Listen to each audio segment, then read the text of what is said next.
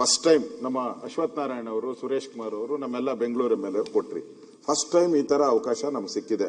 ತಾವು ಆ ಪೀಠದಲ್ಲಿ ಕೂತ್ಕೊಂಡು ಫಸ್ಟ್ ಟೈಮ್ ಹಬ್ಬ ಇರೋದ್ರಿಂದ ಏನೋ ಒಳ್ಳೆ ಮನ್ಸು ಮಾಡಿ ನಮ್ಗೆ ಕೊಟ್ಟಿದ್ದೀರಾ. ಒಳ್ಳೆ ಚರ್ಚೆ ಆಗಿದೆ. ಎಲ್ಲಾ ರೀತಿ ಇದಕ್ಕೂ ನಾವು ಮೆಟ್ರೋ ವಿಚಾರವಾಗಿ ಮಾತಾಡಿದಿರಿ, ಹಳ್ಳ ರಸ್ತೆಗಳ ಬಗ್ಗೆ ಮಾತಾಡಿದಿರಿ, ಪೆರಿಫಲ್ ರಿಂಗ್ ರೋಡು, ಎಲ್ಲಾ ವಿಚಾರಗಳನ್ನ ಮಾತಾಡಿದಿರಿ.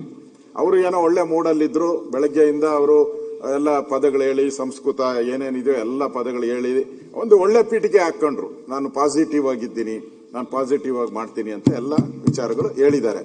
ಸೊ ಇಲ್ಲಿಗೆ ಅದು ಮುಗಿಬೇಕಾಯ್ತು. ಆದ್ರೆ ಮುನಿರತ್ನ ಅವ್ರದ್ದೇನೋ ಒಂದೆರಡು ಪ್ರಶ್ನೆ ಇತ್ತು, ಅದಕ್ಕೆ ಸರಿಯಾಗಿ ಅದಕ್ಕೊಂದಕ್ಕೆ ಉತ್ತರ ಕೊಟ್ಟಿದಾರ. ಏನು ಆ ಜಂಕ್ಷನ್ ಯಾವುದು ಗೊರಗುಂಟೆಪಾಳ್ಯ ಜಂಕ್ಷನ್, ಅದನ್ನ ಇಮಿಡಿಯೇಟ್ ಆಗಿ ನಾನು ಕ್ಲಿಯರ್ ಮಾಡ್ತೀನಿ ಅಂತ ಒಂದಕ್ಕೆ ಇನ್ನೊಂದು ಕೊಟ್ಟಿದ್ದಾರೆ.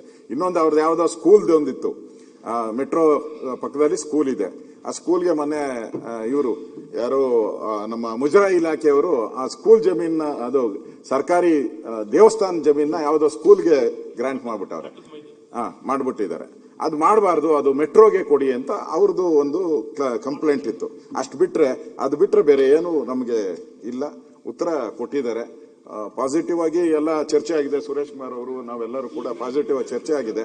ದಯವಿಟ್ಟು ನಾನು ವಿನಂತಿ ಮಾಡ್ತೀನಿ. ಒಂದೇ ನಿಮಿಷ ತಾಳೋಣ, ಒಂದೇ ನಿಮಿಷ ನೀನ್ ಹೇಳೋದಕ್ಕೆ ಉತ್ತರ ತಾಳಿ. ಒಂದೇ ನಿಮಿಷ. ಮುಂದತ್ತ ನನ್ ತಾಕತ್ ಬೇಕಾ? ಇಲ್ಲ ನೋಡಿ, ನನ್ನ ಯೋಗ್ಯತೆ, ನನ್ನ ದಮ್ಮು, ನಾವು ಕೂಡ ಪಾಸಿಟಿವ್ ಆಗಿ ಮಾತಾಡಿದ್ದೀನಿ. ದಯವಿಟ್ಟು ಬಿಟ್ಬಿಡಿ. ತಾವು ಉಪಮುಖ್ಯಮಂತ್ರಿ ಆಗಿದ್ದೀರಾ. ಗೌಡ ಒಂದ್ ನಿಮಿಷ. ಗೌಡ ಉಪಮುಖ್ಯಮಂತ್ರಿಗಳಾಗಿದ್ದೀರಾ. ಒಳ್ಳೆ ನಿಮ್ಗೆ ನಾಳೆ ಒಳ್ಳೆ ಪತ್ರಿಕೆಯಲ್ಲೂ ಬರ್ಬೇಕಲ್ಲ, ಬರೀ ಇದೇ ಬರ್ಬೇಕಾ ಪತ್ರಿಕೆಯಲ್ಲಿ? ಯೋಚನೆ ಮಾಡಿ, ನೀವು ಯೋಚನೆ ಮಾಡಿ. ಇಷ್ಟೆಲ್ಲ ನೀವು ಓದ್ಕೊಂಡು ಬಂದು ನಮ್ಮ ಸುನೀಲ್ ಆಚೆ ಬಂದು ಹೇಳ್ದ. ಒಂದೇ ನಿಮಿಷ ತಾಳಪ್ಪ. ಸುನೀಲ್ ಬಂದು ಆಚೆ ಎಲ್ಲಿದಾರಪ್ಪ, ಬರ್ತಾರೋ ಇಲ್ಲೋ ಕೇಳಿ ಡೆಪ್ಟಿ ಸಿಎಂ. ಅಯ್ಯೋ, ಯಾರು ಹೋದ್ರು ಹೋಗು, ಇವತ್ತು ನಾನು ಪೂರ್ತಿ ಉತ್ತರ ಕೊಡ್ಬೇಕು ಅಂತ ರೆಡಿ ಆಗ್ತಾ ಇದ್ದಾರೆ ಅಂತ ಹೇಳಿದ್ರು. ನಾವು ಒಳ್ಳೆ ಉತ್ತರ ಬಯಸಿದ್ರಿ. ಆ ತರ ಬೆಂಗಳೂರಿಗೆ ಒಂದು ವಿಷನ್ ಕೊಟ್ಟಿದ್ದಾರೆ. ಇಲ್ಲಿ ಇದ್ಯಾವುದೋ ಒಂದು ವಿಚಾರಕ್ಕೋಸ್ಕರ ಇದಾಗದ್ ಬೇಡ. ದಯವಿಟ್ಟು ನಾನು ತಮ್ಮಲ್ಲಿ ವಿನಂತಿ ಮಾಡ್ತೀನಿ, ಅಧ್ಯಕ್ಷರೇ, ಇದನ್ನ ಇಲ್ಲಿಗೆ ಕ್ಲೋಸ್ ಮಾಡಿ. ಅವ್ರದ್ದೇನ ಮನವಿ ಇದ್ರೆ ತಾವ್ ಯಾರನ್ನ ಕರೆಸಿ ಸಂಬಂಧಪಟ್ಟವ್ರನ್ನ ಅವ್ರಿಗೆ ಹೇಳಿ ಅಷ್ಟೇ. ಇಲ್ಲಿಗೆ ಮುಗಿಸಿ. ಏನೇನಾಗಿದೆಯೋ ಇಲ್ಲಿ ಯಾರ್ಯಾರು ಅಲ್ಲಿ ಬೆಂಗಳೂರು ಬಿಟ್ಟು ಏನೇನು ಮಾತಾಡಿದಾರೋ ಎಲ್ಲನೂ ಕಡತದಿಂದ ದಯವಿಟ್ಟು ಆ ಪೀಠದಿಂದ ಆದೇಶ ಮಾಡಿ ಅಲ್ಲಿ ಮುಗಿಯುತ್ತೆ. ನಾಳೆ ಯಾವುದನ್ನು ಕೂಡ ಪತ್ರಿಕೆಯಲ್ಲೂ ಕೂಡ ಬರಲ್ಲ, ಪತ್ರಿಕೆಯಲ್ಲೂ ಬರಲ್ಲ. ದಯವಿಟ್ಟು ಬೇಡ, ಇಷ್ಟನ್ನ ಮಾಡಿ. ದಯವಿಟ್ಟು ನೋಡಿ, ನಮ್ಗೆ ಯುಗಾದಿ, ನಿಮ್ಗೆ ರಂಜಾನು, ಎಲ್ಲ ಹಬ್ಬದಲ್ಲಿ ಒಳ್ಳೆ ಚಂದಾಗಿದೆ ಸದನ. ಅದಕ್ಕೆ ಕೊನೆ ಇನ್ನೇನು ಇರೋದು ಒಂದೇ ಒಂದು ಗಂಟೆಯಲ್ಲಿ ಅದೇನೋ ಹೇಳ್ತಾರಲ್ಲ, ಹಂಗಾಗದ್ ಬೇಡ. ಅದೇನೋ ಎಲ್ಲ ಜೀವನ ಪೂರ್ತಿ ಅದ್ಯಾರೋ ಇದ್ರಂತೆ, ಮಾಂಸ ತಿಂದಿರ ನೊಣ ನುಂಗ್ಬಿಟ್ಟು ಹಾಳಾಗೋದಂತೆ, ಹಂಗಾಗದ್ ಬೇಡ. ದಯವಿಟ್ಟು ಪ್ಲೀಸ್. ನಾನು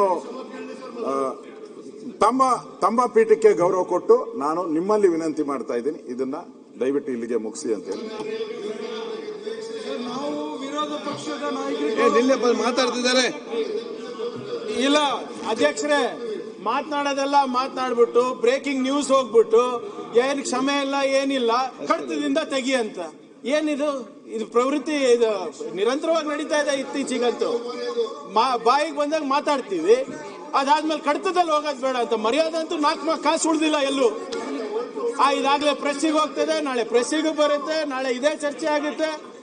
ಈಗ ಮರ್ಯಾದೆ ಹೋಗೋದು ಆಯ್ತು ಎಲ್ಲ. ಲಾಸ್ಟ್ ಟೈಮ್ ನಿಮ್ಗಾಯ್ತು ಶಿವಲಿಂಗ